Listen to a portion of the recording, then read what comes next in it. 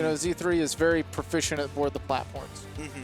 So we might see some slowing down there. Try to set up the projectile pressure. Very particularly trapping them. I honestly think that landing on the platforms is going to be something that Cheeks can take advantage of in this matchup, actually. I feel like Cheeks does a very good job of juggling an advantage state. And Town and City being a stage, first of all, Roy on Town and City, uh-oh. Uh-oh, yeah. I don't know why we struck here. I'm clearly missing something. Maybe this is also Young Link being broken on this stage. I could see it. I would assume that Cheeks probably banned Battlefield, and I would guess one of the flatter stages.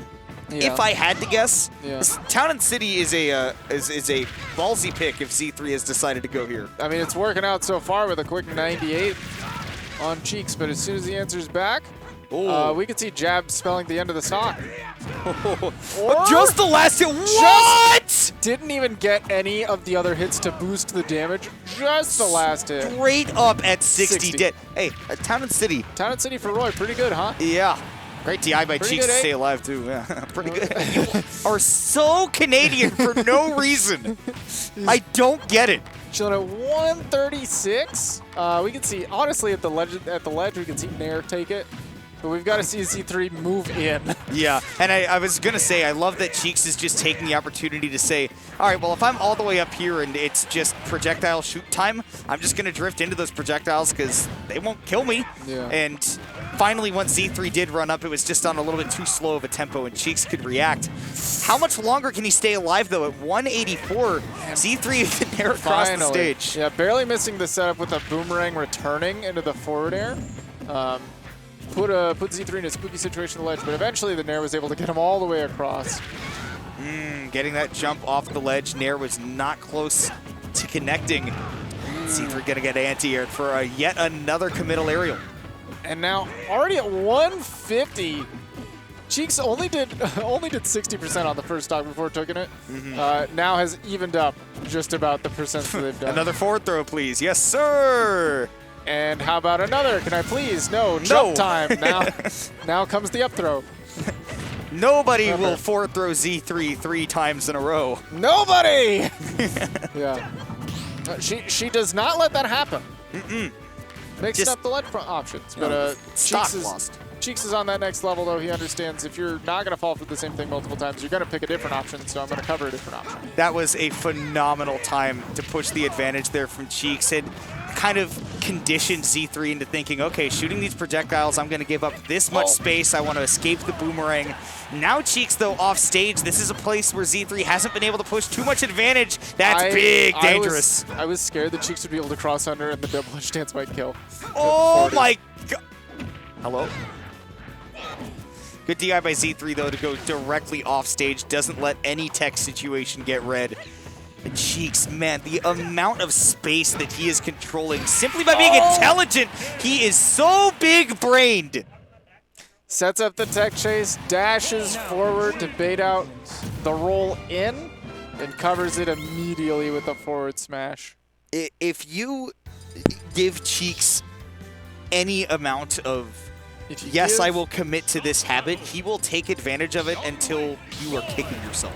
Give a Cheeks a cookie. And he will ask for the whole bag of Oreos. Yeah. And we going now to Pokemon Stadium 2. Maybe Game 1 could have been on this stage in an alternate universe.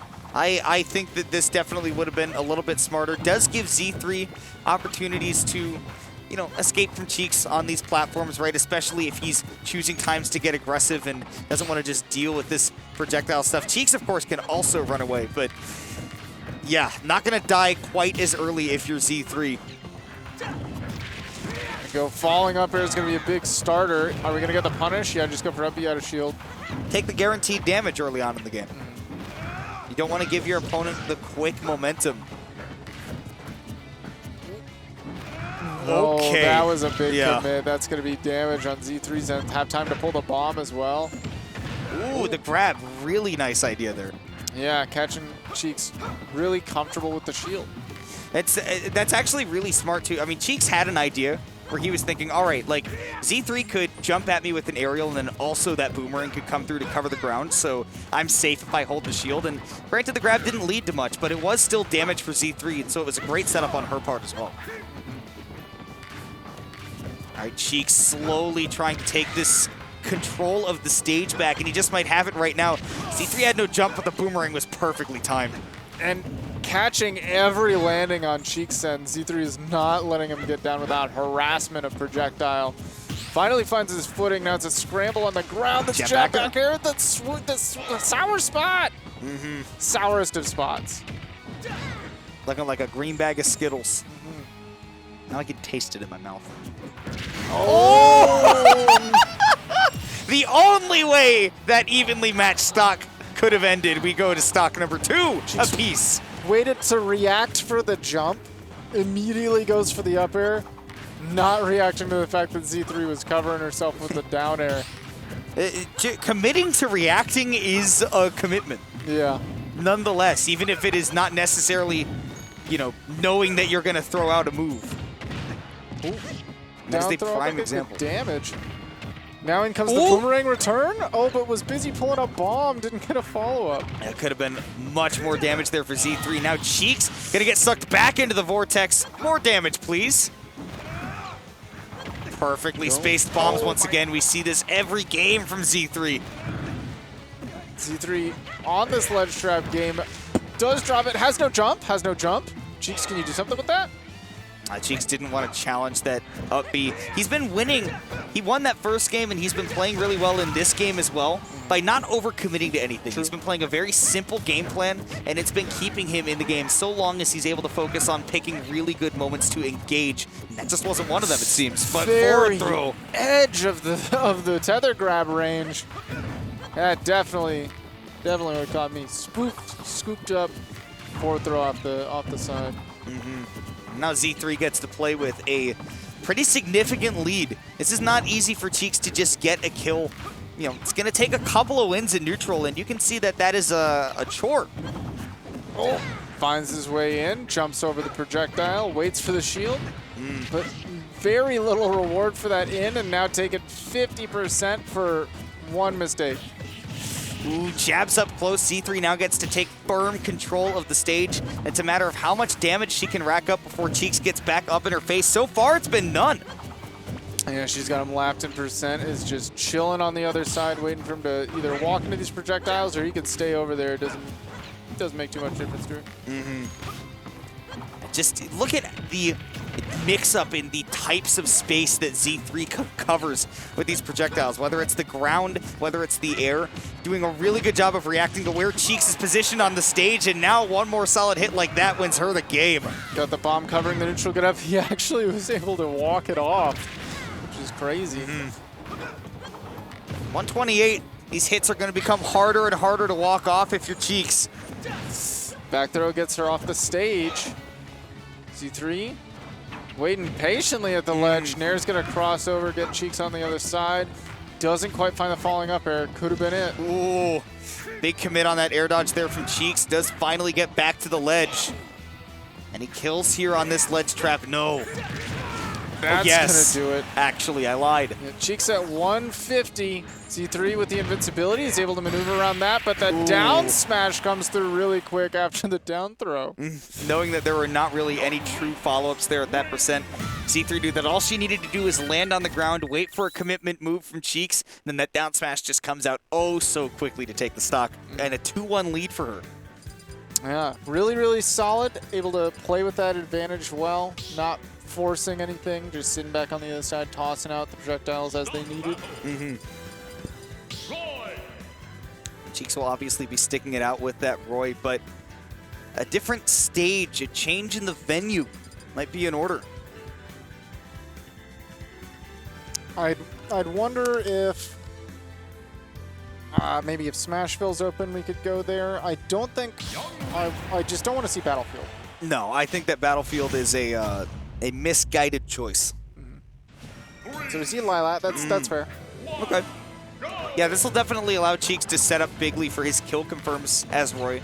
A smaller stage, so he'll be able to kill earlier, and Young Link can Still kind of struggles sometimes. This is the only problem, though. Younglink's projectiles have phenomenal command over the space that these platforms cover on Lilat. Right. And we'll see if Cheeks can get around it. First and foremost, he's got to find a way to pressure that left side of the stage because it's been 40, and it's all been at long range so far. Not even an opportunity. Singed by the arrow, it keeps going. Singed again. You see just how perfectly that arc covers the stage, and Cheeks is just taking a second to kind of see what the rhythm is, what the projectile cycles are like from Z3 right now. Even with the tilt of Lilat, honestly, the arrow gets even better. Yeah.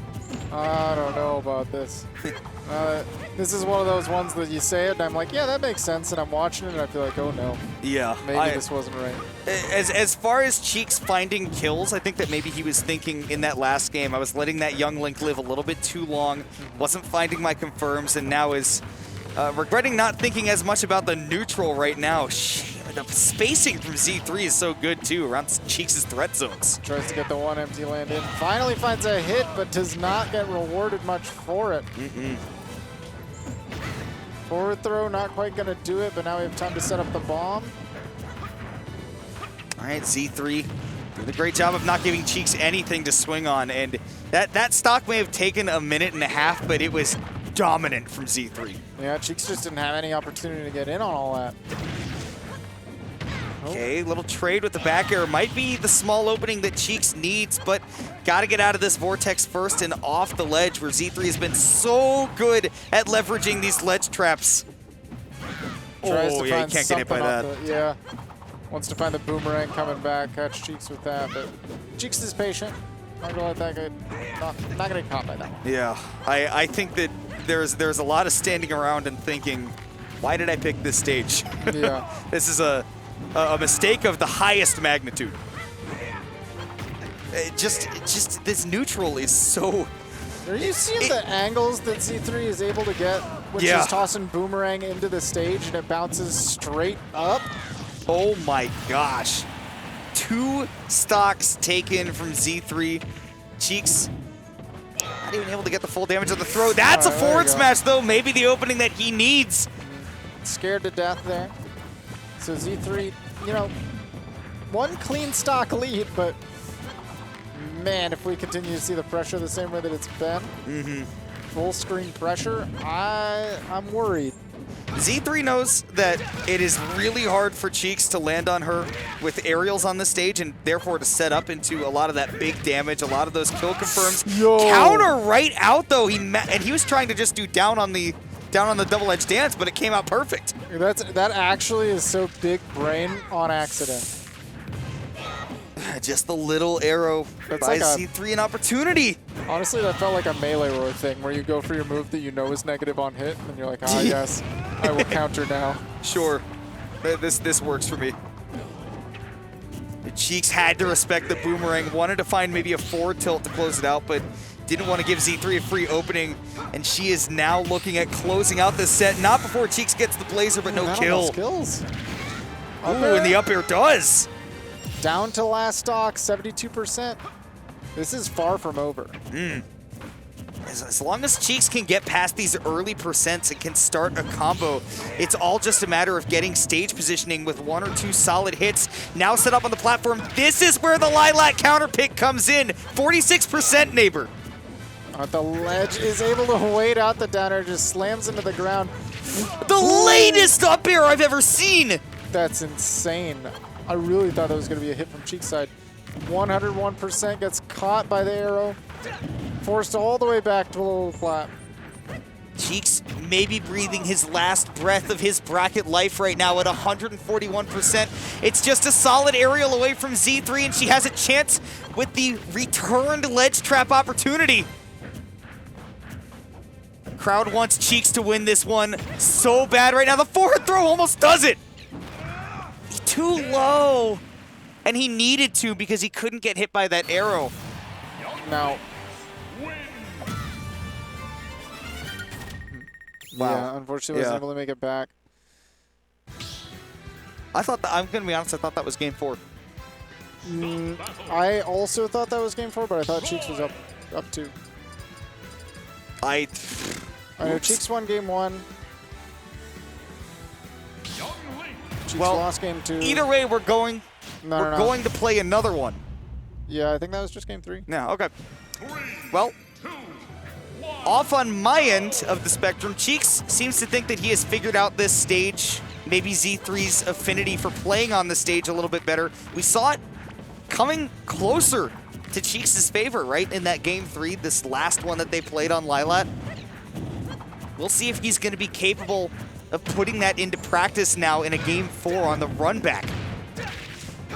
First and foremost, that early percent, taking advantage of what he can extend on these Lilat platforms, and where Z3 doesn't have as many big escape zones, 92 already.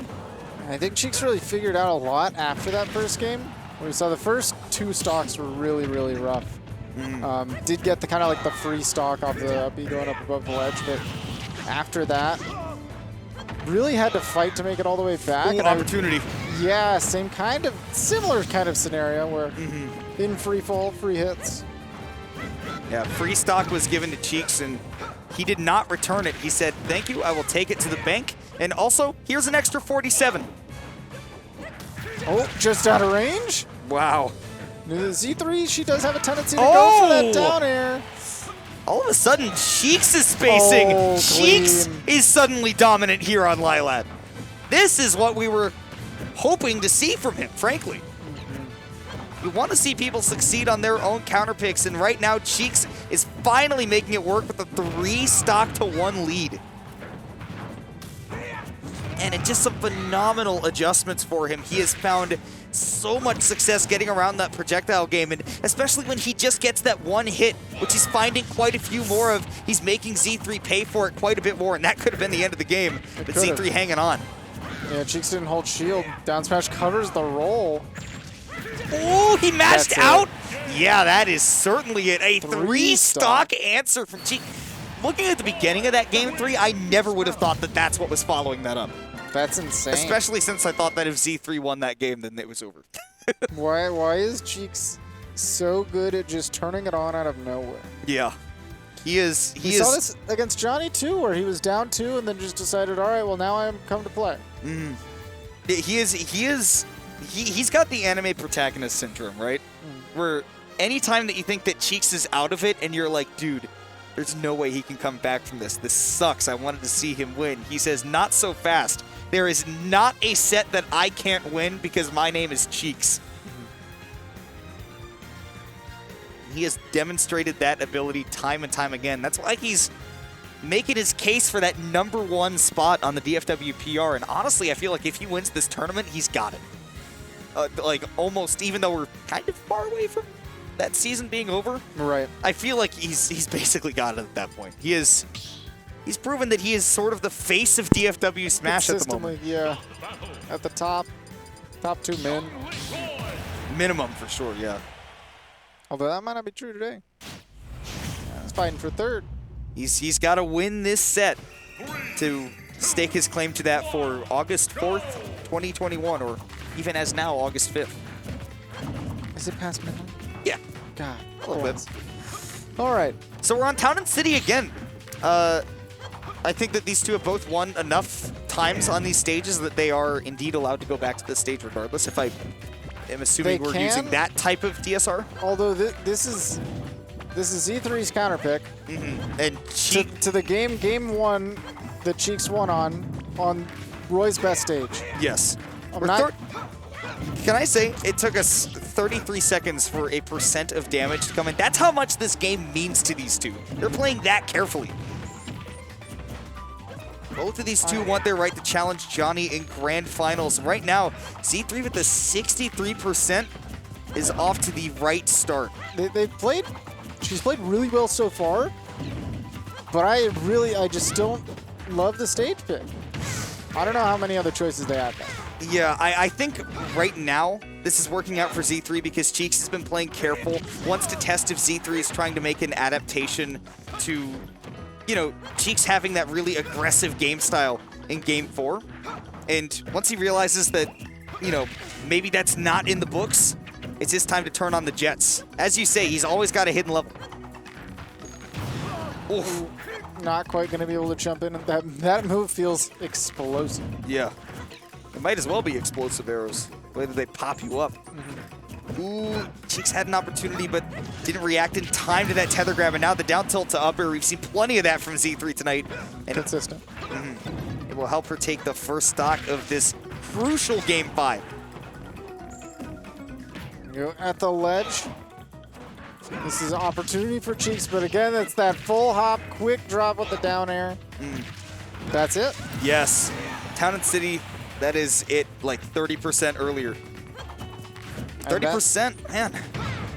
That's these ledge interactions are the entire reason why I don't love this as a pick from C3. The ledge game is why Cheeks has been able to win the games that he has so far. Make the money that he has so done. Right, and now he has to win fewer interactions at the ledge. Platforms available for Cheeks to recover to. Doesn't need them though, he saved his jump. Oh, double parry. The auto. Auto parry for sure. No stock off of it. See if he can make something out of the ledge trap. Man, he wanted the big hit. Wanted to punish the down air. Z3 didn't give it to him this time. She knew. She's smarter than that now. Yeah. Oh, at the ledge. On the platform, extra damage with the boomerang too. Can Z3 pick up the stock with this ledge trap just like Cheeks has been doing this whole game? Oh, he's back to center stage. Jumps just over the boomerang. Oh, really maneuvering around these projectiles crazy. Does not give her an inch, even at 154%. He plays it safely enough so that he can hold on to this stock. It is hard for Z3 to find it so far, and Cheeks with the movement onto that treadmilling platform. That's it. Yeah, there we go. Gets the run in there, is going to punish. Cheeks did not get to play for like 80%. Now he might have to wait a little bit longer to do so. Up air won't take the stock. Town and City's got those big ceilings. The careful movement there from Z3. One thing that Z3 is really good at tapping into is whether or not somebody is tilted, but we are going to last stock here. Game 5 of Losers Finals. These two have been back and forth this whole set, and now we're on to the deciding stock. Yeah, last stock of the tournament for one of these two players. We just got to figure out which one crossed up with the up air. Trying to shield grab Roy falling up air was wild. Ooh, Cheeks is holding in right now. He wants to take advantage of every single hit that he can muster. And then as you say that, immediately backed off 100%. Yeah. Said, I want no part of this anymore. Knows exactly how much he's allowed to press before it's too far. Yeah. Catches the bomb, doesn't want anything fancy with it. Just wants to get it out of the way. Back air catches one jump, still has the double jump, and now... Ooh, scary, and didn't cross up like I thought he might with that back air. Yeah, it's one of those weird situations. Normally the shield push is going to get you all the way across. Parry! Could have led into a lot. Now Z3 getting carried off the stage by the platforms as they leave. We're back onto a flat stage. We've seen Cheeks do a lot in this mid-transformation so far. At the ledge, and that's the forward tilt to cover the roll on, killing again incredibly early because Town and City has those real close side blast zones, and Cheeks take big advantage of it. Wow, dude. Once the game got simplified for him and there was less to think about, that flat transformation, he took such huge advantage of it every single time it came up in that matchup. That's why he was using those platforms to stall out that projectile game, not only just to run away from it, but to make sure that he was getting the best matchup possible. And he won the grueling Game 5 set to get his rematch against Johnny. Yeah, that's going to be an exciting one. We're going to see the rematch. I'm wondering if Johnny's going to start off with the Crom or go back to the Sephiroth. I have a feeling that it will be Sephiroth at the start, and the Crom is there to mix up the rhythm. Yeah, potentially. That would make a lot of sense. Yeah. So we saw 5 games in winners between those two, where it was Johnny starting up 2, and then again, Cheeks hit that reverse button. And if I'm not saying another reverse 3-0. Yeah. It's almost a reverse 3-0 for Cheeks. Yeah. But Johnny did shut him down in the final hour. Yeah. In winners, wasn't able to seal it. With a couple of 6 stocks. Insane. Yeah. And now we'll get to see what I'm sure so many people wanted to see. We got a Roy in Grand Finals going up against a Sephiroth, perhaps a Crom, perhaps an Ike. Perhaps an Ike. It is sword battles all the way through from here on out. I'm a big fan of both these Unless two Cheeks players. brings out the secret Bowser. Nope. Nope, he does not have a Bowser, man. No. So I want to take a look through the bracket and sort of just recap some of the stuff that's happened so far tonight, because it was a pretty stacked tournament tonight. Pretty big. Pretty sure Oryx and Superhead were in the same pool. Yeah, Oryx Superhead in the same pool. Superhead ended up dropping to TSPI in losers. And I believe... Who won between Oryx and Superhead? So Oryx won that set 2-1. Okay, yeah, and then dropping to TSPI in losers. Yeah, Where Teaser... did Oryx drop it? Oryx dropped to Trey 5 in round 2. It was a 2-1 set. I'll tell you about winners quarterfinals. Cheeks beat Memphis 2-0 because Memphis beat Desley in pools to make it out, and then 2-0'd Clue, who is the Snake player that I lost to and was rather good actually at controlling the stage. I was impressed because I hadn't heard of Clue before. Also in winners quarters, Z3 got the 2-0 over Teaser, and Johnny had that 2-0 win over TSPI as well. And if you want to look at